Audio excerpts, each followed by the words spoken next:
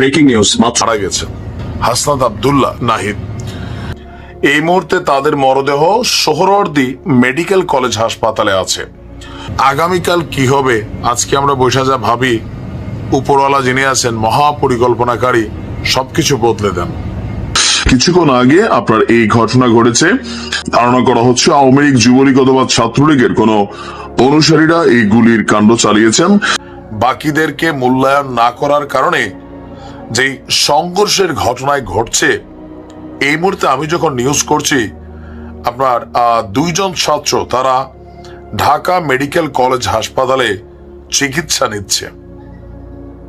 অবস্থা খুব বেশি গুরুতর না, তবে একবারে যে পজিটিভ বলবেন তাও না। ঘটনার প্রেক্ষাপট হচ্ছে এই হাতাহাতির ঘটনায় মানে আমরা যখন দেখলাম যে কমিটি নিয়ে অসন্তোষ দেন,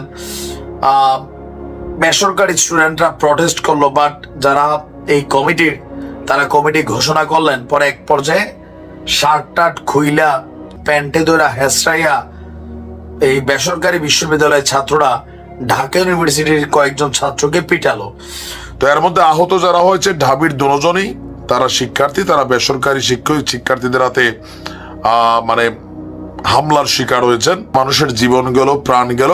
বাট রাইট নাও বেসরকারি এবং সারা দেশের শিক্ষা প্রতিষ্ঠানগুলো থেকে কাউকে তারা মূল্যায়ন করে নাই, শুধু নিজেরাই নিজেদের জায়গাগুলোকে তৈরি করেছে। আজকে অনেক সমন্বয়ক আমার পরিচিত অনেকে আছেন যাদেরকে টুকটাক চিনি, তো দেখলাম যে সবাই বিষয়টা নিয়ে পজিটিভ নেগেটিভ মন্তব্য কিন্তু করছেন যে বৈষম্যটাই তো এখানে মেইন রয়ে গেল, বিরোধী হইল কোথায়? গেল কয়েকদিন যাবৎ বাংলাদেশে যে পরিমাণ ধর্ষণের ঘটনা, ছিনতাই, চাঁদাবাজি, কোপাকুপি, লুটপাট, ভাঙচুর, এই যে ঘটনাগুলো আমরা দেখছি, জনমনে আতঙ্ক। রাত 7টা-8টার পরে গ্রাম অঞ্চলে মানুষের ঘরের বাহিরে যায় না। ছোট্ট বাচ্চাকে আপনি স্কুলে দিবেন, আপনার মাথায় টেনশন যে ঠিকঠাক মতো আসতে পারবে কিনা। আপনি 50,000 টাকা পকেটে নিয়ে বাসা থেকে দোকানে যাবেন, দোকান থেকে ক্যাশটা বন্ধ করে 50,000 টাকা নিয়ে বাড়িতে ফিরবেন, আপনার কাছে এই ভরসা নাই যে কোনো সময় ছিনতাই হইতে পারে। আবার টাকা দোকানে রেখে আসবেন, এই ভরসাও নাই। রাতের বেলা লকার ভাঙ্গা ফিল্মি স্টাইলে আপনার দোকান লুট হতে পারে। এরপর আসামিরা থাকবে ধরাছোঁয়ার বাইরে। এই যে পরিস্থিতি হঠাৎ করে বদলে গেল সপ্তাহ খানেক ধরে। আবার এই যে হঠাৎ করে হিজবুত তাহরির নিষিদ্ধ এই দলটি প্রকাশ্যে দিবালুকে তারা এই বিশাল একটা খেলাফতের মুভমেন্টের হিসেবে তারা এই যে একটা আয়োজন করলো, এই ঘটনাগুলো ইঙ্গিত দিচ্ছে বাংলাদেশে একটা বড় ধরনের অশনি সংকেত তৈরি হচ্ছে। গেল কয়েকদিন আগে যুক্তরাজ্যের সরকার একটা বিশেষ বার্তা পাঠিয়েছিল যে তাদের নাগরিকদের জন্য যে বাংলাদেশে একটা বড় ঘটনা ঘটবে। আস্তে আস্তে পরিবেশ ওইদিকে ধাবিত হচ্ছে। প্রশ্ন হচ্ছে হুট করে কেন এগুলো হচ্ছে? আমাদের প্রধান উপদেষ্টা ডক্টর মোহাম্মদ ইউনূস, তার সরকার বলছেন বা ডক্টর ইউনূস বলছেন পতিত স্বৈরাচার মানে শেখ হাসিনার সরকার বা তারা যারা নেতা কর্মীরা ছিলেন বাংলাদেশে নৈরাজ্য সৃষ্টি করতে বিপুল পরিমাণ অর্থ বিনিয়োগ করেছে। এই যে হিজবুত তাহরির নামছে, এটা নিয়েও বলা হচ্ছে যে এখানে আওয়ামী লীগের নেতাকর্মীরা হিজবুত তাহরির ছদ্মবেশে নামছে। এইটা একটা কমন ওয়ার্ড হয়ে গেছে এখন। এই দেশে যাই ঘটে, আওয়ামী লীগ, যুবলীগ, ছাত্রলীগ, এই দৃশ্য আপনাদের খেয়াল নাই? আওয়ামী লীগ ক্ষমতায় থাকতে এই দেশে যাই ঘটতো, বিএনপি জামাত, জামাতের উপর বেঁচে যেত জঙ্গি। এই ঘটনাগুলো কিন্তু আমরা দেখতাম। ফাঁকি দিয়ে অনেক ছাত্রলীগ, আওয়ামী লীগ, যুবলীগের নেতা কর্মীরা, অপকর্ম করে কিন্তু বাইচা যাইত। আজকের দিনেও গণমাধ্যমে আমরা যখন নিউজ দেখছি, পতিত স্বৈরাচার শক্তি শুধু নাকি রানিং যারা নতুন ডেভিল হিসেবে আত্মপ্রকাশ করছেন, জামাত, বিএনপি, আরো বিভিন্ন নামে বেনামে বিভিন্ন মানুষ, ব্যক্তিগত দ্বন্দ্ব, এগুলো তো আওয়ামী লীগের সাথে কানেক্টেড না। আপনি যখন একটা অপরাধকে বা যে কোনো অপরাধকে একটা নির্দিষ্ট মাপকাঠিতে ট্যাগ করে দিবেন, বাকি যারা অপরাধী, ক্রিমিনাল, তারা কিন্তু টেকনিক্যালি সেখান থেকে বের হয়ে যায়, ছাড় পেয়ে যায়। এখন হ্যাঁ, পলিটিক্যালি আওয়ামী লীগের যে বিভিন্ন ফোন আলাপগুলো ভাইরাল হয়েছে, সেইখানে শেখ হাসিনার ফোন কলগুলো থেকে এইটা সরকার বলতেই পারে যে দেশের বর্তমান পরিস্থিতিকে খারাপ করতে বা ইউনূস সরকারকে চিপায় ফেলতে আওয়ামী লীগ তারা তাদের কাজ করবে, যে কাজটা আওয়ামী লীগের বিরুদ্ধে 5ই আগস্টের আগে অন্যান্য রাজনৈতিক দলগুলা বা ডক্টর ইউনূস তিনিও হয়তো পিছনে থাকতে পারেন, বলা যায় না, কারণ বাংলাদেশে অনেক কিছু ঘটে। আর শেখ হাসিনা তো মাথা পুরোটা ইউনূসের দিকে যায় রয়েছে যে তিনি মেটিকুলাস প্ল্যানার। যে জাতিসংঘ সেনাবাহিনীকে মেসেজ দিছে, এই খবর কি শেখ হাসিনা জানতো না? এরকম ইন্টারন্যাশনাল অনেক কিছু হয়েছে এখানে। মাঝে মাঝে শুনছি কে বিটকয়েন পাইছে কত বিলিয়ন ডলারের, মিলিয়ন ডলারের, এরকম আলোচনা আছে। তো আওয়ামী লীগও এখন স্বাভাবিকভাবে তারা কিন্তু ইউনূস সরকারের শান্তি দিবে না। তবে অধিকাংশ আওয়ামী লীগের নেতারা কিন্তু পলাতক, অরিজিনাল যারা আওয়ামী লীগের নেতা কর্মী এরা সবাই পলাতক। তাহলে ঘটনাগুলো কারা ঘটাচ্ছে? আওয়ামী লীগ হইতে পারে, রানিং ঘটনা হইতে পারে। তবে বলা হচ্ছে যে এই মুহূর্তে শেখ হাসিনা আওয়ামী লীগকে নিয়ে কলকাতাতে তাদের হেডকোয়ার্টার বানাইছেন। এখান থেকে বাংলাদেশ থেকে পলাতক ম্যাক্সিমাম আওয়ামী লীগের নেতারা সবাই কলকাতাতে আছেন। সেখানে বিভিন্ন জায়গায় তারা মিটিং করেন, বৈঠক করেন, এমনকি বাংলাদেশে কি কি ঘটানো যাবে এ নিয়ে তারা পরিকল্পনা করেন, এমনকি বাস্তবায়নের জন্য এই দেশে এক শ্রেণীর মানুষকে তারা ব্যবহার করেন। এজ এ রেজাল্ট গত এক সপ্তাহে যা দেখছি এগুলা, আপনার কি মনে হয় সবকিছুর পেছনে কি শুধুমাত্র আওয়ামী লীগ নাকি অন্যান্য শক্তিগুলোও কাজ করছে? গেল কয়েকদিনে সারা বাংলাদেশে কয়েকজন নেতা মারা গেছেন, কর্মীও মারা গেছেন, আহত হয়েছেন অনেকে, হাসপাতালে কাতরাচ্ছেন। টার্গেট একটাই, অনেক দিনের ক্ষুধা মিটাইতে হবে, কারণ আওয়ামী লীগ মাঠে নাই। এই খালি জায়গাগুলা, চাঁদাবাজি লুটপাটির জায়গাগুলাতে পরিপূর্ণ করতে হবে। তবে দলের একদম ঊর্ধ্বতন পর্যায় থেকে এই বিষয়গুলোকে একদম জিরো টলারেন্সে কিন্তু রাখা হচ্ছে। ইভেন আপনি দেখেন রিজভী সাহেব তিনি বিএনপির একজন নেতাকে গ্রেপ্তার করার জন্য থানার ওসিরে ফোন দিয়েছে। সো দলের একদম হাই কমান্ড তারেক রহমান থেকে শুরু করে বাকিরা কিন্তু চেষ্টা করছেন, কিন্তু লোকাল এরিয়াগুলোতে আমার আপনার এলাকায় রিক্সাওয়ালা এরা আওয়ামী লীগের যে শূন্যস্থান লুটপাটের এই জায়গাটাকে দখলের জন্য অনেক চেষ্টা করছে। আর প্রতিদিন আমরা বিভিন্ন ভিডিও ফুটেজ দেখছি, এতে বিএনপির যেমন জনসমর্থন কমছে, তেমনি দলটি আগামী দিনে ক্ষমতায় যাওয়ার পরে কি ঘটতে পারে বাংলাদেশে এই নিয়ে অনেকের মধ্যে শঙ্কা তৈরি হয়েছে। তবে যেহেতু রাজনীতিতে নতুন নাম লিখেছে জাতীয় নাগরিক পার্টি, তারা এই ইস্যুটারই বারবার কাজে লাগাচ্ছে। তবে জাতীয় নাগরিক পার্টির নেতাদের বক্তব্যগুলোকে আবার সবাই পজিটিভ নিচ্ছে না, কারণ তুমি যে ভূত তারা বা সরিষা হিসাবে তুমি কি মুক্ত না? জাতীয় নাগরিক কমিটির যে পার্টির যে প্রধান স্টেজ ছিল বৈষম্য বিরোধী, এদের বিরুদ্ধে প্রতিদিন এখন দুই একটা নিউজ আসতেছে চাঁদাবাজির। জাতীয় নাগরিক কমিটি চাঁদাবাজি, সমন্বয়ক চাঁদাবাজি, আসতেছে কিনা? আসতেছে। তাহলে ভাই তুমি যদি গুছা হইয়া আমার কেউ সোজা হইয়া সৌ, এটা কি আমি মানবো না। বিএনপির বক্তব্য কিন্তু এখন এইরকমই চলে আসছে, কারণ এই ঘটনাগুলো ঘটছে। আর এই টোটাল ঘটনার পরেও আমাদের জাতীয় নাগরিক পার্টির যারা একদম মুখ্য আলোচক আছেন, যাদের কথা দেশ শুনে, হাসনাত আব্দুল্লাহ, তিনি গতকালকে একটা বক্তব্য দিয়েছেন, যদিও এটা নিয়ে নানান মিশ্র প্রতিক্রিয়া বিএনপির পক্ষ থেকে আছে। তার বক্তব্য যে এখন যদি কেউ আওয়ামী লীগ হয়ে উঠতে চায়, তাদের বিরুদ্ধেও আমাদের প্রতিরোধ অব্যাহত থাকবে।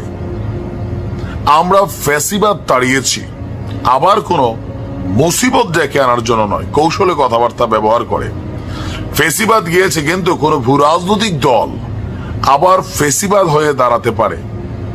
ফ্যাসিবাদের বিরুদ্ধে আমাদের ক্রিয়াশীল রাজনৈতিক দলগুলোর যেই অবস্থান ছিল তা এখনো আছে। তিনি বলছেন যে আপনার তাদের দলের রাজনৈতিক কর্মকাণ্ড, ইভেন সারা বাংলাদেশে যে বৈষম্য বিরোধী এবং সমন্বয়ক ইস্যুটা, এটা নিয়েও তিনি একটা ব্যাখ্যা দিয়েছেন যে কেন তারা এই কথা বলছেন। যদি কেউ অপকর্ম করে তাহলে এই পরিচয় দিয়া অপকর্ম করতে গেলেই তাদেরকে পুলিশে দিয়ে দেওয়ার জন্য তিনি আহ্বান জানিয়েছেন। তো তার যে বক্তব্য,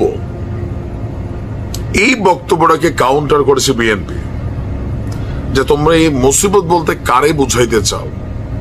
হোয়াট ডু ইউ মিন? হাসনাদের বক্তব্য একটা দল, কোন সেই দল? সরাসরি অনেক বিএনপির অনেক বড় নেতারা বলেন এই জাতীয় নাগরিক পার্টি এটা হচ্ছে জামাতের আগামী দিনের তরুণ পার্টি। 1971 কর্মকাণ্ডে জামাতের এই বিতর্কিত ভূমিকার কারণে জামাত ওইভাবে ডেভেলপ করতে পারবে না, so they have a plan. আর প্ল্যান বি হচ্ছে এই জাতীয় নাগরিক পার্টি। বিএনপির অনেক বড় বড় নেতারা আপনারা দেখবেন যে তারা কিন্তু এই কথাগুলো বলার চেষ্টা করে যে এই টিমটাই কিন্তু জামাতেরই টিম। এখন তারা প্রতিরোধ করবে, এই যে প্রতিরোধের ভাষা, সেই ভাষাটা কি বিএনপি মনে করছে যে আমাদেরকে কি হালকা পাইছো, আমরা কিন্তু এত আবার চুপ করেও থাকবো না, এরকম ওয়ার্নিংও কিন্তু বিএনপির পক্ষ থেকে আসছে। তবে হাসনাত আব্দুল্লাহ, সার্জিস আলম, নাহিদ ইসলাম, আসিফরা তারা যখন কথা বলেন মনে হয় যে এই এখনই সারা বাংলাদেশের জান্নাত বানাই ফেলবে, বেহেশত। আদৌ কি সম্ভব? সম্ভব না। দেখেন, যত চেষ্টাই করুক সম্ভব না। কেন? আমি, আপনি, এই যে আমরা কোথাও একটু চান্স পাইলে ভাই লুটপাট, ধান্দাবাজি আমরা নিজেরাই শুরু করি। রাজনৈতিক নেতারা করলে, কর্মীরা করলে আমরা সমালোচনা করি, কিন্তু আমার আপনার হাতে একটু চান্স আসলে মোট কথা 5 মিনিটে কাম সেরা দিই। ইদানিং বাংলাদেশের ঘটনাগুলো দেখছেন না? সব কি বিএনপি নেতা কর্মীরা করছে? না, আমি আপনি তো করছি, আমাদের পরিবারও তো করছে। যে যেখানে ধান্দা মেলিতে পারতেছে ধান্দায় ব্যস্ত। তবে হাসনাতদের এমন বক্তব্যে বিএনপির একদম আতে ঘা লাগার মতন অবস্থা তৈরি হচ্ছে। যে মুসিবত ডাকছে, কখনো ডাকতেছে যে কি যে শব্দটা ছিল, একদল পালাইছে আরেক দল খাইতে আইছে, এই যে শব্দগুলা, এগুলা বিএনপির কাছে খুবই অপমানজনক শব্দ হিসাবেই বিএনপি মনে করে। যে একটা বালুরটার সরাইতে পারো নাই তোমরা, একটা ব্যানার ধরার 6 জন লোক ছিল না, এই শব্দগুলো নিয়ে বিএনপির আপত্তি। বিএনপির কথা হচ্ছে যে তোমরা রাজনৈতিক দল হিসাবে তোমাদের এথিক্স থাকবে, সমালোচনা করবা, কিন্তু কোন দলকে বা কোনো ব্যক্তিকে অপমান করে নয়। আগামী 50 থেকে 100 বছর এই জাতীয় নাগরিক পার্টি রাজত্ব করবে, এমন চিন্তা ভাবনা নাহিদের মাথায়। নাহিদ বলছেন যে আমার আশা ও বিশ্বাস তারা এই নির্বাচনে জিতবে, কিন্তু এটাই শেষ নির্বাচন নয়। আমাদের লক্ষ্য এই শক্তি নাগরিক পার্টি 50 থেকে 100 বছর টিকে থাকবে। আপনার আন্তর্জাতিক বার্তা সংস্থা এএফপি কে একটা সাক্ষাৎকার দিয়েছে নাহিদ। সেই সাক্ষাৎকারটি প্রকাশিত হয়েছে। এর মাঝখানে আমরা দেখছি যে দেশের প্রচলিত রাজনৈতিক দলগুলোর মধ্যে বড় পরিসরে সংস্কারের সদিচ্ছা নেই বলে মন্তব্য নাহিদের।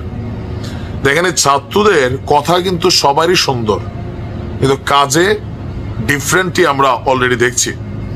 নাহিদ বলছে তরুণ প্রজন্ম যেসব সংস্কারের জন্য জীবন দিয়েছে, এই শব্দটা তো প্রথমত ভুল। জীবন দিয়েছে কোটা আন্দোলন, 9 দফা, তারপর 1 দফা।